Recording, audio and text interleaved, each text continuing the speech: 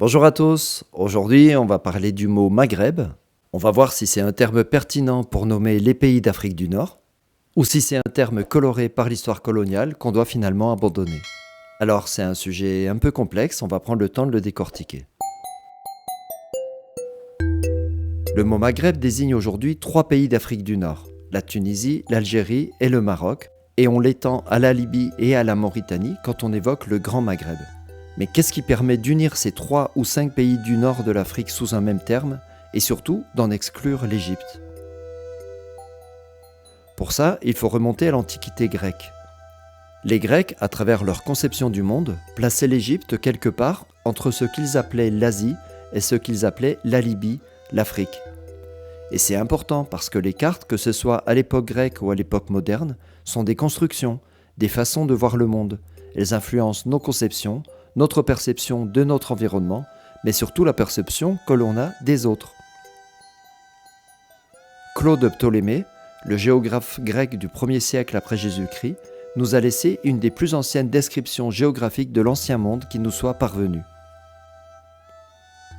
Il distinguait en Afrique du Nord l'Égypte de la Cyrénaïque, la partie est de l'actuelle Libye, et l'Africa Propria, le reste de l'Afrique du Nord.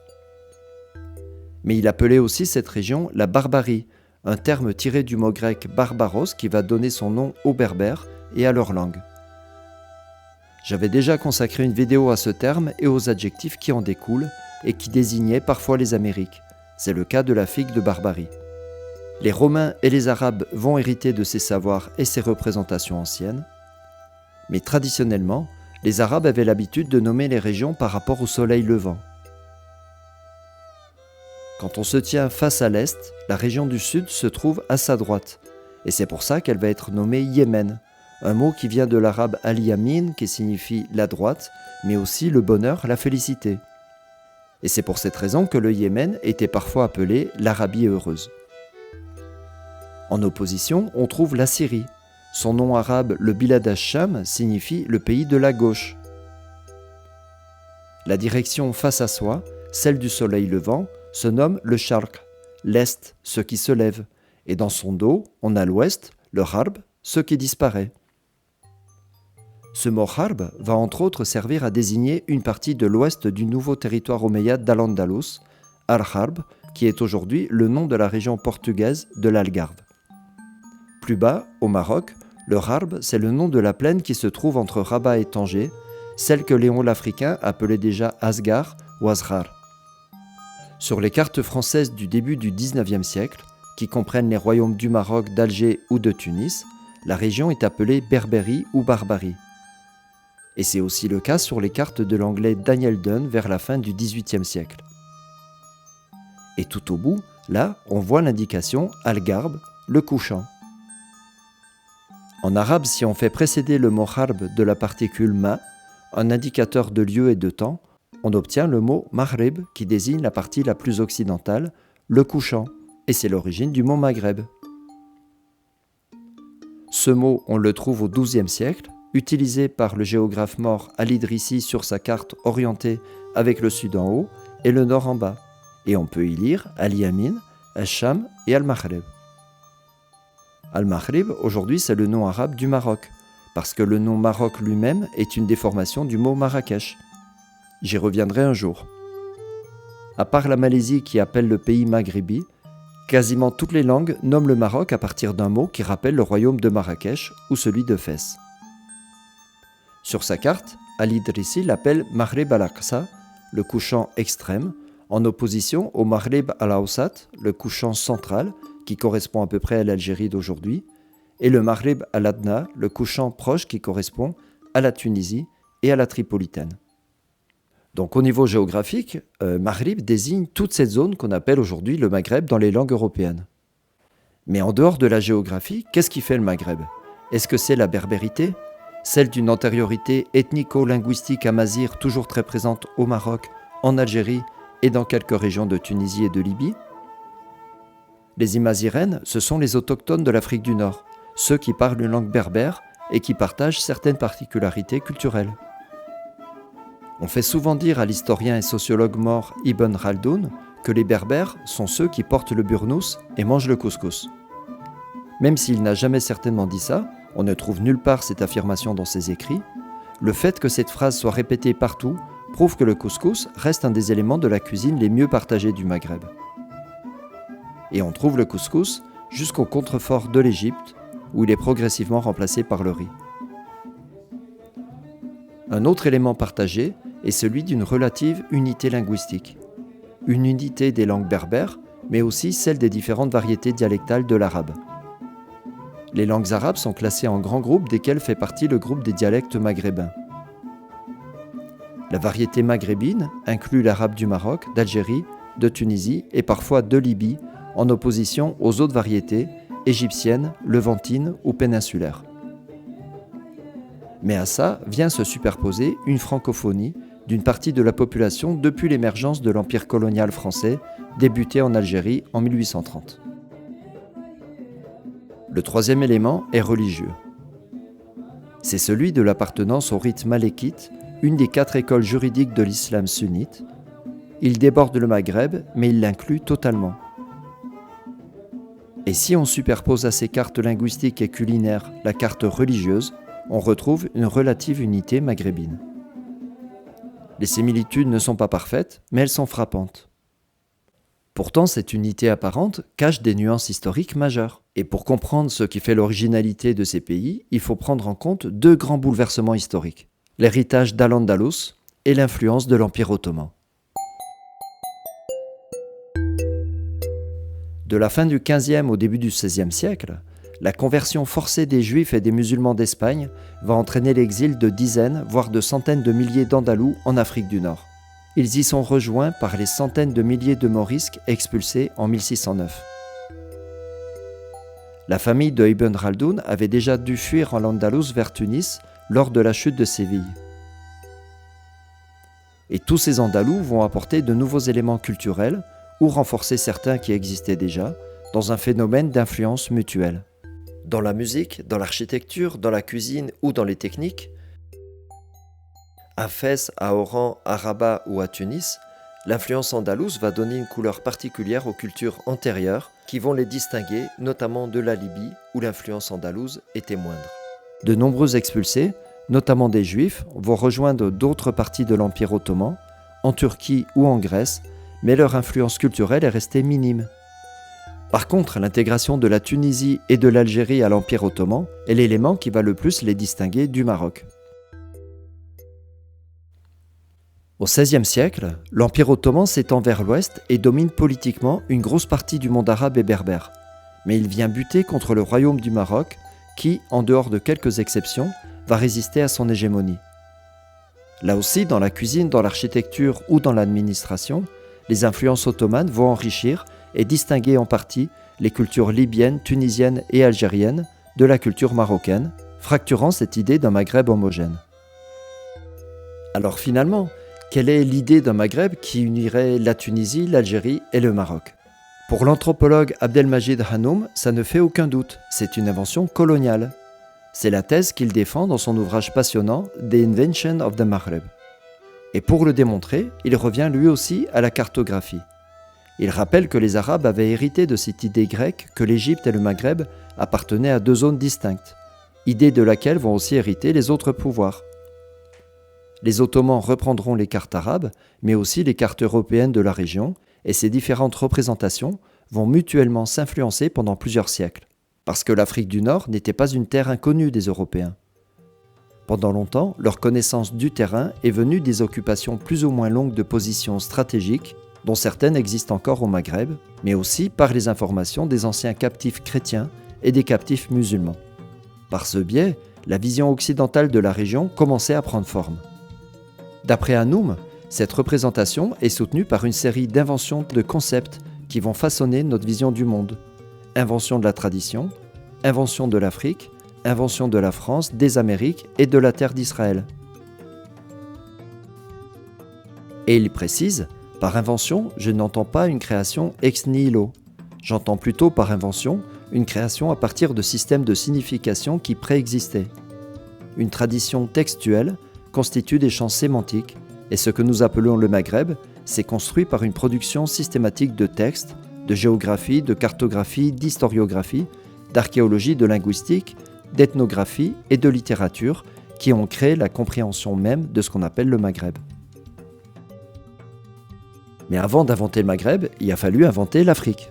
L'Afrique, elle, est passée du statut de région au statut de continent après que Vasco de Gama l'a contourné par le cap de Bonne-Espérance à la fin du XVe siècle. Jusque-là, le mot Ifriqiya désignait un territoire qui s'étalait entre la Tunisie et la Tripolitaine, un mot tiré du nom d'une tribu berbère. L'origine, c'est évidemment le nom d'une tribu que rencontraient les Phéniciens lorsqu'ils ont établi la ville de Carthage. Les Phéniciens, en provenance du Levant, rencontrent une tribu amazigh ou berbère qui vit proche de l'actuelle Tunis. En latin, on les appelle affaires au singulier, afri au pluriel. Pendant longtemps, être africain, c'était venir de la région de l'Ifriqiya, voire du Maghreb actuel. C'est pour ça que saint Augustin se disait africain, tout en étant berbère, et né dans l'actuelle Algérie. Que Hassan al-Wazan, renommé par le pape Léon X, est connu sous le nom de Léon l'Africain, tout en étant né en Al-Andalus, et que Scipion, général romain né en Italie, est surnommé l'Africain, justement parce qu'il a battu les Africains, les Carthaginois, au IIe siècle avant Jésus-Christ. Parce que notre représentation du monde à travers des grands ensembles qu'on appelle des continents est assez moderne. Le géohistorien Christian Grattalou nous explique comment ils ont été inventés et comment les peuples se sont retrouvés associés à des continents. On est héritier d'un découpage totalement culturel qui s'appelle Europe, Afrique, Asie, Amérique, Océanie. Bon, faut faire avec, sachant qu'aucune de ces limites n'est stable ni évidente, mais on a là quelque chose qu'il faut voir comme un moment culturel et qui doit évoluer, qui va évoluer, qui en même temps peut prendre des dimensions identitaires. Moi, il m'est arrivé d'enseigner à Dakar et je sais que quand on dit l'Afrique, être africain, alors évidemment au sud du Sahara, ça a un sens très fort. C'est plus compliqué au nord du Sahara. Mais vous avez là quelque chose qui était pourtant une création européenne, un découpage du monde européen, mais qui est devenu quelque chose de profondément identitaire. Et donc là, la carte peut jouer un rôle géopolitique qu'il ne faut pas négliger. Hanoum nous dit que sous le colonialisme français, apparaît d'abord le terme nigrici pour désigner une partie de l'Afrique subsaharienne, remplacé plus tard par le terme de pays des nègres, lui-même devenu le pays des noirs. Mais ces termes étaient des traductions de l'arabe Bilad as-Soudan, littéralement le pays des noirs. C'est un nom utilisé depuis longtemps par les Arabes pour désigner une région vague, celle qui deviendra le Soudan quand l'empire colonial français s'étendra sur cette partie de l'Afrique. Et ce que Hanoum veut nous dire, c'est que le nom arabe de la région était géographique et descriptif, alors que le nom français a transformé cette désignation géographique en une catégorie raciale essentialiste. Ainsi, ils vont distinguer une Afrique noire de celle d'une Afrique blanche, une Afrique du Nord, un Maghreb devenu arabo-berbère. Alors il y aurait des choses à contester dans cette démonstration de Hanoum, notamment l'occultation des préjugés que les Arabes ne manquaient pas d'avoir sur les Noirs. C'est ce que nous rappelle l'historien sénégalais Ibrahim Atioub dans sa conférence du Bilad as-Soudan à l'Afrique noire. Le monde arabe a développé des pratiques et théories de la race, plaçant les peuples qu'ils ont mis en esclavage en Europe subsidiairement, en Afrique plus tard et en plus grande ampleur, dans une infériorité fondée en nature. Le texte coranique observe les différences de couleur des humains, mais ne véhicule aucun préjugé de race ou de couleur. C'est plus tard, sous les Omeyyades, que les commentateurs et les rédacteurs des traditions ont fait de la couleur non seulement un identifiant racial, mais ils ont développé le préjugé racial et le mépris vis-à-vis des Africains. Mais la représentation des Noirs, c'est pas le sujet de notre vidéo.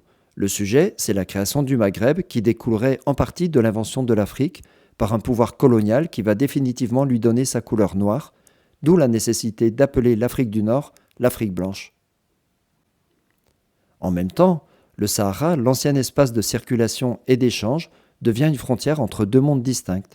Dans son 3e chapitre intitulé « Langue, race et territoire », Abdelmajid Hanoum nous rappelle comment les sciences sociales sont nées dans le sillage des théories racistes et racialistes du XIXe siècle, celles qu'a développées Arthur de Gobineau dans son ouvrage « Essai sur l'inégalité des races humaines ».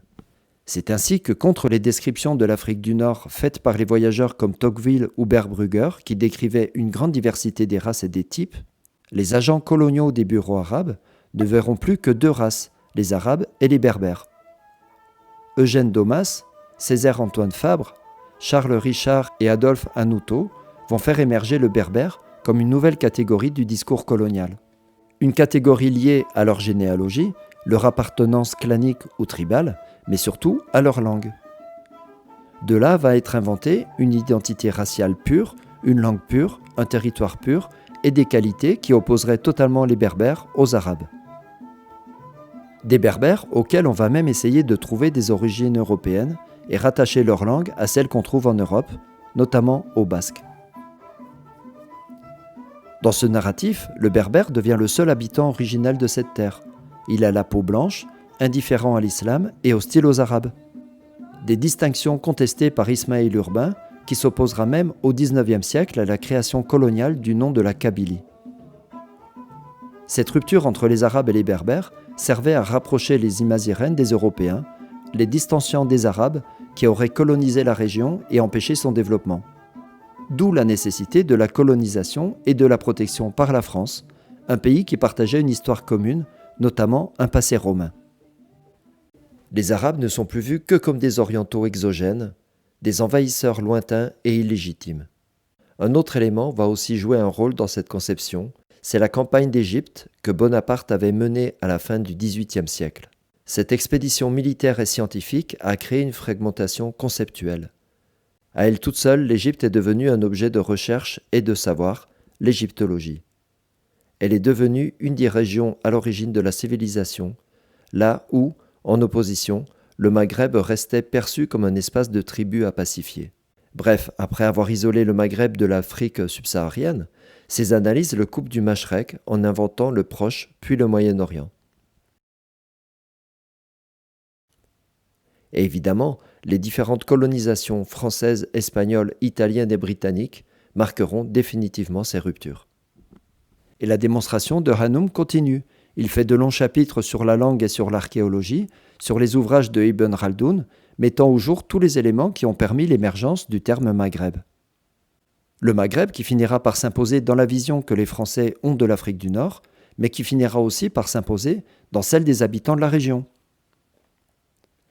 Abdelmajid Hanoum dit que le Maghreb, en tant qu'idée, n'a pas pu s'imposer sans la complicité des historiens locaux, des idéologues et des politiques. Il montre comment les indépendantistes et les salafis ont prêché pour une unité du Maghreb. Il montre comment les idéologues, aussi différents que Abdelkrim ou Aït Ahmed, ont soutenu cette idée tout en restreignant le Maghreb au Maroc, à l'Algérie et à la Tunisie. Aït Ahmed disait « Nous espérons que l'idéal maghrébin ressuscitera par les idéaux d'unité, à dépasser les égoïsmes, transcender les obstacles et réussir à unir les peuples du Maghreb que tout rassemble, l'histoire, la religion, la langue, que rien ne sépare et n'y oppose. » Il y a peu encore, le penseur et islamologue Mohamed Harkoun se présentait comme maghrébin et tentait d'expliquer sa position. Je suis moi-même maghrébin, d'origine algérienne. J'ai vécu dans les années 50 au 115 boulevard Saint-Michel, le lieu de réunion de l'association des étudiants musulmans nord-africains. Nous ne pensions absolument pas aux États-nations. Nous pensions à une Afrique du Nord ouverte. Le miracle gréco-romain a fait la grandeur de l'Europe. L'Afrique du Nord en fait partie. Et quand je dis Maghreb arabe, je ferme les portes. Donc j'efface quelque chose. Je parle culture, je ne parle pas politique. Je m'enrichis du latin, je m'enrichis du grec, je m'enrichis de l'arabe, je m'enrichis du berbère qui est la langue vernaculaire de toute la population de ce vaste espace depuis Benrazi jusqu'au Maroc, comme je l'ai dit. Ces idéaux d'unité nationale vont déboucher sur l'Oumma, l'unité du Maghreb arabe, qui ne sera jamais rien d'autre qu'une coquille vide. Les intérêts régionaux comme le statut du Sahara occidental vont diviser durablement l'Algérie et le Maroc, qui vont, en tout cas au niveau politique, devenir des frères ennemis. Et aujourd'hui, nombreux sont ceux qui, comme Abdelmajid Hanoum, rappellent l'origine coloniale du mot Maghreb. Je le dis encore une fois, pour moi le Maghreb n'existe pas. Ce terme a été inventé pour effacer l'unicité des pays d'Afrique du Nord au nom de la culture partagée. Refusant de l'utiliser et parfois même l'interdisant aux autres. Ça m'arrive régulièrement. Pourtant, de nombreux Maghrébins se revendiquent appartenir à cette catégorie, pas simplement des idéologues, mais aussi beaucoup d'immigrés qui, en se retrouvant en situation d'exil, se rendent compte de tout ce qui les unit aux autres, qu'ils soient tunisiens, algériens ou marocains. Alors qu'est-ce qu'on peut en conclure? Que le Maghreb est un mot arabe, utilisé de façon descriptive par les cartographes arabophones depuis longtemps, qu'il va finir par désigner un État, le Maroc, que le mot Maghreb a remplacé sur les cartes européennes l'infamante Barbarie ou Berbérie, et que les autorités coloniales ont mis en place des stratégies pour isoler cette région de l'Afrique subsaharienne, tout en l'isolant du Proche-Orient. Que les idéologues panarabes et panislamistes vont réutiliser le terme dans l'espoir d'une intégration régionale qui ne verra jamais le jour, que les habitants de ces trois États partagent de nombreuses similitudes culturelles, mais aussi de grandes différences. Des différences aujourd'hui utilisées par les nationalistes pour renforcer les oppositions et les clivages. Mais la question reste ouverte, est-ce que c'est toujours un terme pertinent? Est-ce qu'il appartient au passé? Et si oui, par quel terme voudriez-vous le remplacer? Est-ce que le mot Afrique du Nord est suffisamment précis et apolitique pour nommer la région? Est-ce qu'un jour le terme Amazigh Tamazra finira par s'imposer? Alors j'attends vos avis dans les commentaires, dites-moi vous si vous vous considérez comme une maghrébine ou un maghrébin. Dites-moi tout en restant respectueux ce que vous pensez de cette vidéo. N'oubliez pas de la liker, de la partager autour de vous. Et on se retrouve très bientôt pour un autre sujet. Bye bye.